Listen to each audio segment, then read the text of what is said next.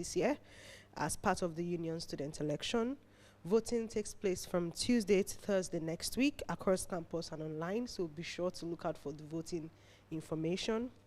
But this week is all about finding out more about the candidates before you make up your mind on who to vote for. Who are they? Why are they running for these roles? And what will they do if they are elected? That's all we want to find out today. So what is the candidates debate? Why are we having it? This year, the union is running a number of candidates debate events. And today we'll be talking to the candidates for the roles of President, Education, and Welfare, a role that I know very well. Tomorrow we'll be having the debate for the President for Sports and Physical Activity. And on Wednesday, we'll be having the debate for the candidates for the President for Communication and Democracy. While on Thursday, we'll be having the Vice Presidential candidate debates. So we'll start by hearing from each of these candidates that we have here today. We'll outline their manifesto aims, what do they plan to achieve, and why should you vote for them? Then we'll ask some questions. If you have any questions for them, we'll also take your questions. So we'll ask them questions relevant to the role that they are running for and relevant to their manifestos. So if you're watching live on Instagram and you have questions for the candidates, leave them in the comments. We'll do our best to get through as many as we can during the event and ask them to the candidates. If you're in the room, please put your hands up and we will try to make our way round to you too if you have any questions. For the role of President, Education and Welfare, we have 5 candidates for this role, and we currently have 2 in the room with us. The candidates for the roles are Mohammed Adnan, Seth Kwaku Governor Agbona, Muhatashim Iqbal, Hayford Mensah, and Shraddha Pandey. I hope I got your pronunciation right. All right. So each candidate will be given 2 minutes to speak and will be called in alphabetical order.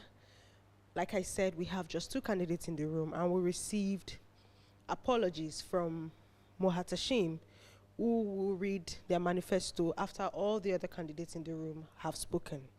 So I will hand over to Seth now to please give us just a few minutes. In 2 minutes, can you let us know about your manifesto and what you plan to do if you are elected as President, Education and Welfare?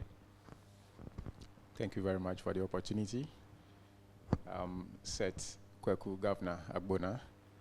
I'm a student in the energy management program for Bida Business School, and I am aspiring for the student education and welfare position as president. And these are some key takeaways from my manifesto as key priorities that I want to look at. We want to enhance educational excellence and innovation. Every student needs practical skills and interdisciplinary knowledge, innovative learning methods, and to thrive in the AI world. So as part of educational excellence, we want to engage with the executive committee of the school so that we imbibe into our academic work AI learning or for assessment purposes, because we've been told many times AI is not allowed, and the world of today is moving towards AIs, and organizations and businesses demand some inputs from AIs, and we want that inculcated. We should be taught actually how to use AIs best, not just for coursework purposes. And we also move to key priority 2, that is student welfare and well-being. Our mindset, a sound world is good for everybody. How best can we educate ourselves? We need well-being and our welfare to probably get the best out of us. And we advocate for funds and aid for housing purposes. Our accommodation costs are quite high, and everybody, about 90% have spoken to are complaining about the cost of accommodation, and we'll have to engage management to see it reduced for us a bit. And if properly handled, we can achieve a lot. And also want to look at a third one, which is financial bursaries, which goes into our... There's time, thank you. Sure. I'll run up quickly. So that's your time up. Thank you so much, Seth. And I'll move over to Shraddha. You also have 2 minutes to go through your manifesto aims. Thank you. Thank you so much. Hi everyone, my name is Shraddha Pandey and I am standing up for the student elections in education and welfare. I have 3 key agendas and 3 key aims if I become a president. This is what I want to achieve. Number 1 is taking care and promoting mental health and well-being. Being When you come here as a student, this is my personal experience, when you come here as a student, there are a lot of things that go inside of you, especially as a student which has come from different areas who do not have the same sort of a coursework which you have over here. It gets really overwhelming and sometimes you just get very anxious and you don't know what to do.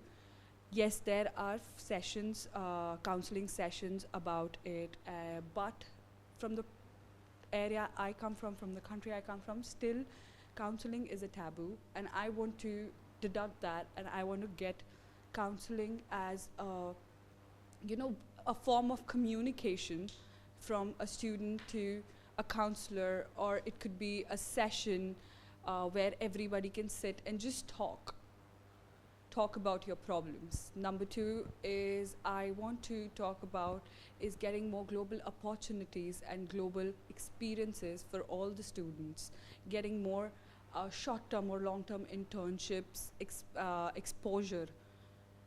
And the next thing that I want to do is talk about how students over here are so, how can I say it? They are financially and emotionally stressed. So I want to do something for that, and I want to help them to get their finances a chance. Thank you very much. Thank you, Shraddha. Thank you. So I would read Watashim's manifesto very quickly since he sent his apologies. So Watashim is looking to enhance student academic support and student representation by collaborating with student school officers and class reps to strengthen academic support and ensure students' concerns are addressed effectively. And he hopes to do this by improving feedback process, advocating for assessment queries, and pushing for better academic resources for both undergraduate and postgraduate students. He also wants to do, as a second priority, strengthen mental health and well-being services. So he plans to advocate for more accessible mental health support, including easily accessible counseling services, peer support initiatives, and well-being workshops. Watashim is looking to push for stress relief activities during exam periods and to create a more open and supportive environment for all students. And finally, Watashim is looking to improve student engagement, campus life, and career growth by enhancing campus life through student-led activities and social engagement. So looking at things like career building workshops, networking sessions to ensure students are well prepared for their future while enjoying a fulfilling university experience. Thank you so much, Seth and Shraddha, once again for telling us more about your manifesto aims. Next, we have some questions for each of you, and you have 1 minute each to answer. So I'll be starting from Shraddha this time around. And after you've all each spoken, the other person has the opportunity to add anything. If you agree or you have a diverse opinion to what the candidate has said, you can share your point of view, but you have 1 minute. So I'm going to start with you, Shraddha. Okay. So there are 400 class reps currently registered with the union and across the university.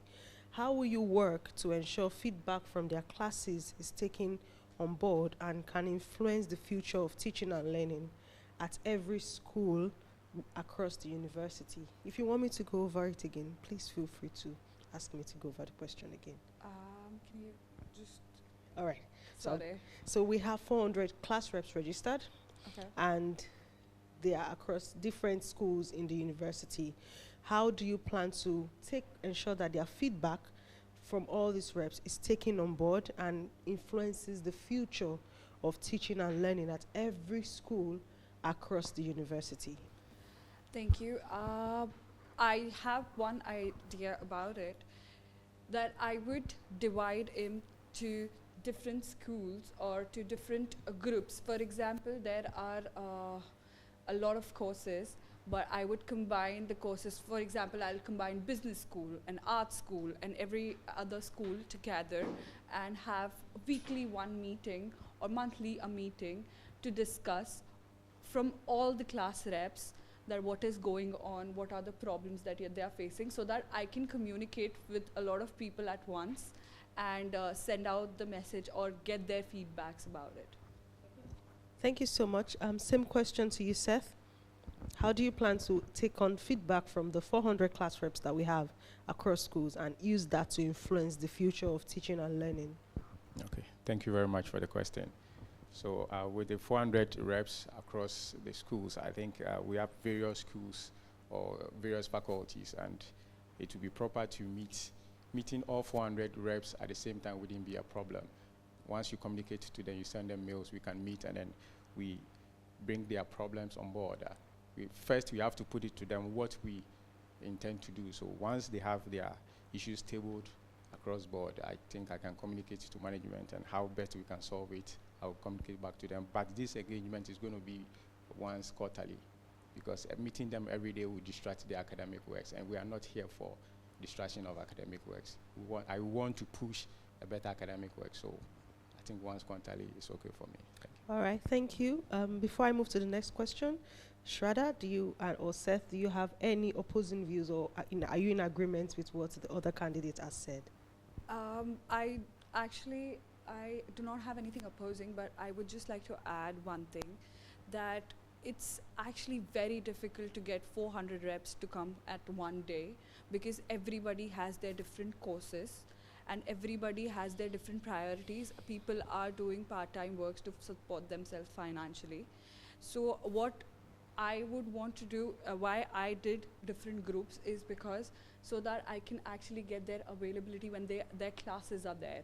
So that day, if they meet me, they are not actually compromising anything else. They are not coming over here just for one meeting. I'm not saying that it is not important, but I'm just saying it saves up their time and energy, and then that they can put into studies. All right, thank you. Can I move on to the next question? Are you both okay with that? Okay, I'll be starting with Seth this time around. Seth, what will you do to engage more students in the Student Voice Forum over the coming year? So we have the Student Voice Forum. What are your plans to engage more students through the Student Voice Forum? Thank you very much for the question. So engaging in the Student Voice Forum, I was a beneficiary last semester, and this semester it has been reduced a bit for me, and I think it's okay. Now we'll have to talk to various course handlers, course moderators, and make sure they put that part of section into a calendar program, and it's usually an hour program, so once it's infused into the calendar, I think every student will be available for it. Once it's part of your semester work, you'll be easily go down with it, and once it is inculcated, I can easily talk to the course moderators and then have feedback from there and see how best we can improve on it. Thank you, Seth. Same question to you, Shraddha. How do you plan to engage more students in the Student Voice Forum over the coming year? Thank you so much. I wanted to say that I was in my second semester when I got to know that there is Student Forum. The first thing which I want to do is educate students about Student Forum, that what it is about, and get the voice out there, get the information out there. There are a lot of students who do not know about Student Forum. So first thing what I want to do is inform them and to educate them about it. And the next thing is, yes, scheduling. I agree with Seth that I would want to schedule in the calendar once a month a Student Forum meeting. Thank you, Seth. Any other thoughts you would like to add to that, or opposing view or something? No opposing view. I just want to add something quickly. For her part, she said she just got to know this semester. So I think we including it into the freshers orientation program will be best for everybody. All right. Thank you so much. Tell us why, and this is to any of you who feels like you want to go first. I don't want to put you on the spot this time around. So tell us why groups such as RGU Nightline and RGU Peer Support are important to the work of the union, and what you will do as a student president to ensure they can thrive and continue to offer valuable services to RGU students. I'll take that again. Tell us why you feel groups such as RGU Nightline and RGU Peer Support are important to the work of the union, and what you will do as student president to ensure they can thrive and continue to offer valuable services to RGU students. So the floor is open. Who would bell the cat?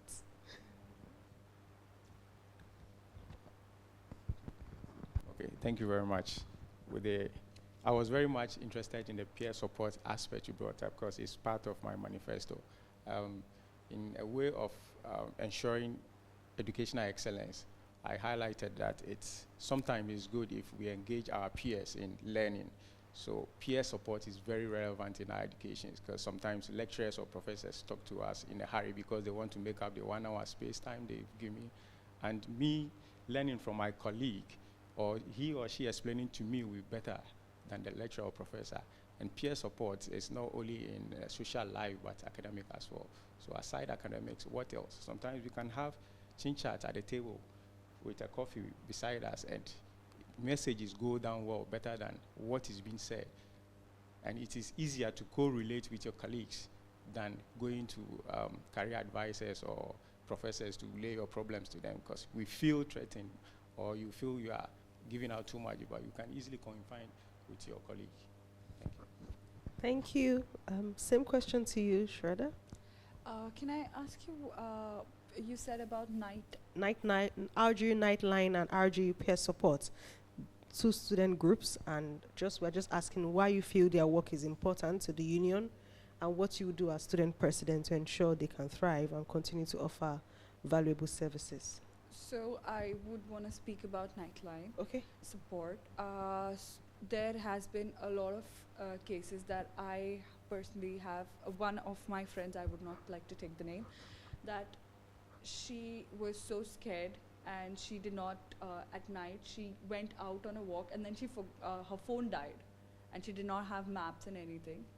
Then she charged her phone somehow from somewhere, and she called the student RGU hotline because it was 3 o'clock and nobody was picking up the calls.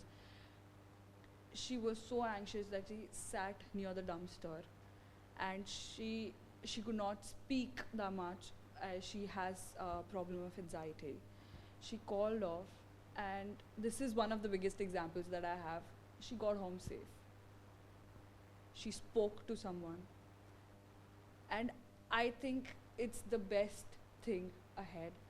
What I would want to add up is not just a talk line, but a chat service into it. Because sometimes when you are very anxious, you cannot speak. It's very hard for you to speak. Just to chat with someone, and if there is something like that, you drop in a location, and if somebody can come and pick you up from there and drop you home safely. Awesome. Thank you so much. Just because of our time, I'll move to the next question. So we have undergraduate students who are very much involved with many of the union's extracurricular activities, such as societies, sports clubs, social events. But as a segment of the student body, they are not always engaged in student voice processes as we would very much like. So how would you ensure the union can amplify underrepresented voices such as these throughout the RGU community? And this question is to you, Shraddha. So, and I would like you to go first. So we have undergraduates who are very active in sports, societies. When it comes to student voice, they are not as active as we want them to be. So what are your plans to ensure that the union can help amplify this underrepresented voice? They are just one of the underrepresented voices, and help amplify their voice throughout the RGU community. Thank you so much.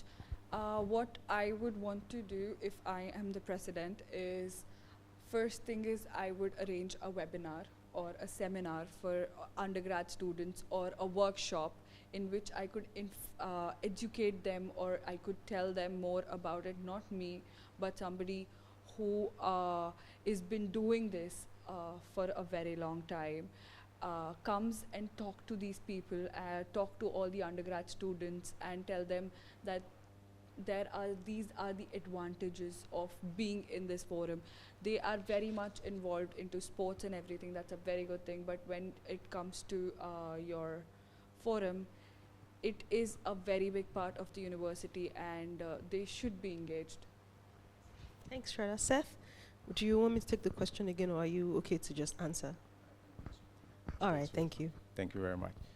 So as president aspiring, or if elected, I will make sure my partner, who will be the president for sports, since most of them are engaged in sporting activities, I will communicate with him and see how best we can bring them from the sports angle into the forum sections of the academic side, because it seems they might be drifting from the core purpose of academics into sports. So how do we fuse these two departments together? Because academics is one department and sports is one. So I'll talk to sports president and see how best we can bring them. I love to train as well. I'm into sports, so I will be spending most of my times in a sports center and easily communicate with them and see how best we can put things together and bring them on board. And they'll be fully represented. Thank you. Thank you. Do any candidate have any other thoughts on this? Comments? None? All right. Okay. Do we have any questions or comments in the room or from Instagram? From the room, all right. So I just want to make two comments based on like the first two, just something to think about. The university currently or recently launched like an influencers program. As education, it would be a good avenue to be able to reach out to people when you have people that are already registered as skilled content creators under the university, and you can use this as avenues to be able to push out the information that you want people to see. Because there's a big information gap currently. Some people don't know, and if you don't care, but like, why should they care? So communicating that need to care and the value that you bring as a union. Also looking at it from perspective of micro level engagement. So you said something about calling 400 people together. It's highly unlikely you ever get that turnout, especially as a first time like interaction. And Pandy said in groups, which is better, but like I still feel it has to still go down a little bit lower to be able to get these people interested first before even just having those kind of big meetings, because people have had cases where they had big meetings and the turn-up wasn't a lot. So one of the things of being able to like plan successful outreaches in future is looking at what made certain things fail in before.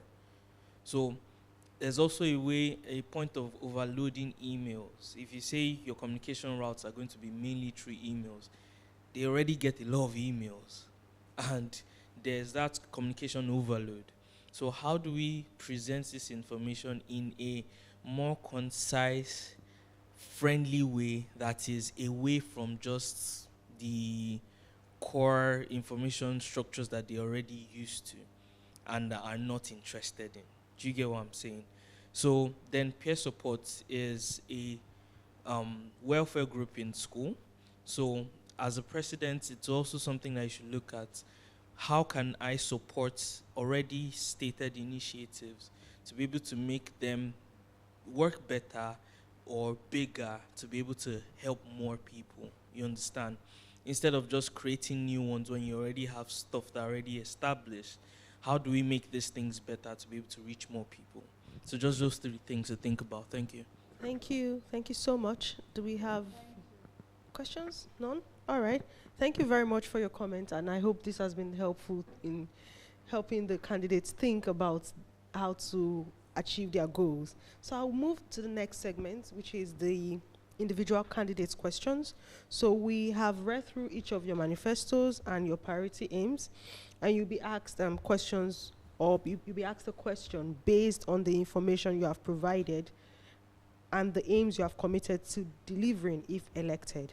You have around 1 minute to answer, so other candidates can contribute to that answer. They can decide to challenge you or have a different point of view or have something to add. So I'll start this time around. I'll start with Seth. Seth, your manifesto talks about targeting underrepresented groups to raise awareness of aid to them. What groups are currently underrepresented at the union, in your opinion, and how will you work as president to help to engage with the union? I'll take that again if you want, but if you are okay to take the answers, that's okay. Yeah, it's okay. All right, thank you. Right. Thank you very much for the question. So like I stated, and from your earlier inference, the underrepresented groups, like you said, the undergraduates, they are really underrepresented in the union voice. And we have to make sure they are included in everything that we do, because everyone is part of the academic society, and it is not just, we've made it seem like RGU is just masters. We are not even thinking about the PhDs. So the undergraduates and the PhD students are, one way or the other, underrepresented. How do we get them on board? We have to communicate with them and make sure everybody's voice is heard across board. Because the focus is solely on master students. And yes, everybody I meet is master students. I barely meet undergraduates. That is, if you meet somebody one-on-one, masters. Unless you go down to the undergraduate side, you don't meet them. PhD, same. So last time, before I even met PhD students, I was asking if PhD courses have been done here, though it's been advertised. So we have to make sure we have a representation from that side. So meeting the student reps, and like Akin said, we can meet them class-based or department-based and make sure we have every of their problems. Do we need to include them in the student union decision-making, or maybe subcommittees to work? If yes, yes. Thank you. Shredder, do you have anything to add to what Seth has said, or do you have a different opinion, or do you want to challenge him and ask further questions based on what he said? I just wanted to ask if you have any plan of action on how are you going to communicate this to undergrad students. You said it is important, but how would you do it? So like I stated earlier, it will be easier having a communication with their course reps. And aside me, like my colleague Akin said over there, too much mails, people don't even read them. Because sometimes I even open my mailbox and I just open them and make sure they are read, because I don't want to see red on my button. So aside mails, yes, mails will be sent, but we have to go down to them, talk to them one-on-one, make sure let them be aware of what is happening, let them feel inclusive, and that way they can open up to you and you know what's best to do, what next of action to take. Then you can communicate to the executive committee of the school. Thank you. Thank you. Shraddha, your manifesto discusses creating platforms for students to voice their concerns and ideas through the introduction of open forums. What is your experience and opinion of the forums currently delivered at school level and also by the union? Where are the gaps and how do you plan to improve these? Well, the biggest gap is communicating about them. And before creating, I would like to communicate about the forums that are there and getting students to know about these, because I'll be honest, I'm sure 50 to 60% of students do not know about the Voice Forum. I would want to communicate about the Voice Forum to them, and if the concerns can come out from there. One more thing that I would want to add up is a women's space or a women free space for any problems that is faced by a girl, which is concerning but cannot be shared. It's a sensitive matter. or something like that. I would want to communicate, I would want this to be communicated in private. If the person is not comfortable communicating in front of people, it could be a private one-on-one conversation. It can be of any concern. But yeah, that is one thing that I want to put forward. Okay. Seth, do you have any question for Shraddha or comment? No questions. All right. Do we have questions in the room or on Instagram? All right. Thank you. Okay. As aspirant for educational welfare, so there's a title called the Men's Equality Champion, which is under your presidency. There's a title called the Equality Men's Champion, which is under your presidency. So, if you win, what's your plan to engage more male students? And there's a research or there's a study that shows that most male students in RGU, their academic results is very, very poor compared to female students of RGU. So as president of educational welfare, do you have any plans, or what are your plans to change that perspective and work with the male students of RGU and maybe improve their academic results? Thank you. Thank you. Did you get the question? Yeah, you said about the male students, Yeah, right? the male student. Perfect. All right. So, any of you can start. Can I go? All right. Okay, thank you so much for the question. I understand your concern. What can be done is there could be a counseling session especially for the male students, and it could be a group session, and if they want, there could be an individual session with the academic experts. And the other thing is that we can encourage them to talk to their course leaders about any of their concerns. And yeah, I think if there are counseling sessions or academic sessions, we do have a lot of academic sessions that how you should do your courseworks and how you can do your dissertation, because I am in my dissertation and I have been going to those classes. The biggest thing is to show up to those classes. That's the main concern. And I would encourage more and more people, including men, women, to come to those classes, take those classes and understand how the coursework is done, because as I told you, most of the people who are international students have trouble getting the whole main, the area of coursework or how it should be made. So most of the people, in my first semester, there was one of my subjects, it's called consumer psychology.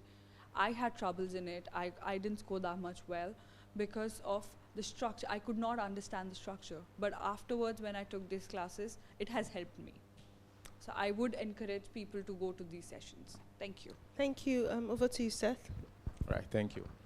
So like you said, Equality and Champion section under our presidency.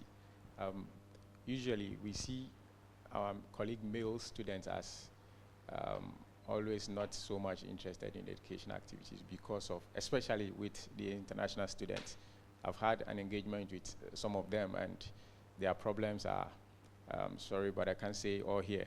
So as part of my policies or under my manifesto, I stated we'll look at financial opportunities and bursaries from the school that will help lessen burden on students. So one of them is it's most complain about it at accommodation issues. Once that part is lessened, then we can now get them on board, infuse them into the system.